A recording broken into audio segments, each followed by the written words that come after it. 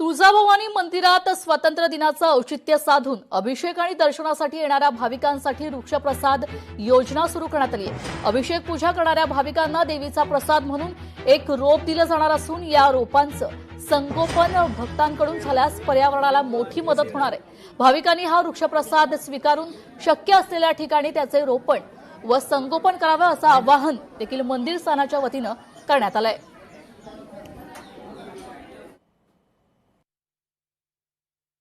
महाराष्ट्राचा आद्यदैवत तुळजाभवानी 15 ऑगस्टला त्यानिमित्ताने वृक्षप्रसाद योजना सुरू होते आणि ती योजना आज सुरू झाली हे मला सगळ्यांना सांगताना खूप आनंद होतोय।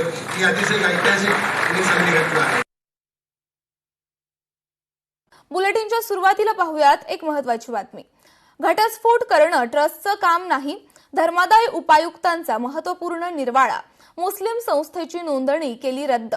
घटस्फोट करणं हे ट्रस्टचं काम नाही असा महत्त्वपूर्ण निर्वाळा देत बृहन्मुंबई विभागाचे धर्मादाय उपायुक्त डॉक्टर राहुल जे चव्हाण यांनी एका मुस्लिम संस्थेची नोंदणी रद्द केली। मोहक्कमा शरिया दारुल कझा रहमानिया असं या संस्थेचं नाव आहे। चौकशीत फस्क ए निकाह अर्थात घटस्फोट करण्यासाठी कामे ट्रस्ट करत नसल्याचं स्पष्ट झालंय। तसंच नियमानुसार या ट्रस्टचा कारभार चालत नव्हता, तेव्हा जनहितासाठी ट्रस्टची नोंदणी रद्द केली जातेय असा निकाल उपायुक्त डॉक्टर चव्हाण यांनी दिलाय।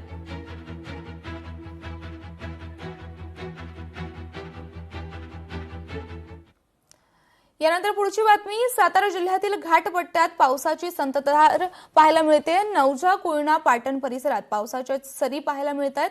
कोयना धरण 97.39 टीएमसी भरलेलं आहे। धरणाचे 6 वक्र दरवाजे 2 फुटाने उघडले गेलेत आणि नदीकाठच्या सगळ्या गावांना सतर्कतेचा इशारा देण्यात आलाय।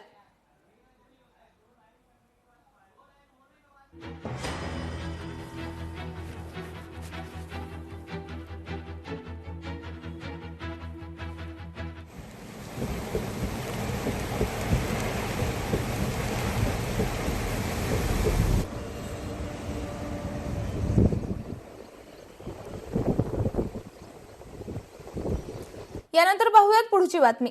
नाशिकच्या तपोवनातील वृक्षतोडीला 8 डिसेंबर पर्यंत ब्रेक लागलाय। राष्ट्रीय हरित लवादाने निर्बंध कायम ठेवत पुढील सुनावणी 8 डिसेंबरला घेण्याचे आदेश दिलेत। या निर्णयामुळे साधूग्रामच्या कामांना पुन्हा ब्रेक लागणार आहे। सिंहस्थाच्या कामांवर परिणामाची शक्यता आहे।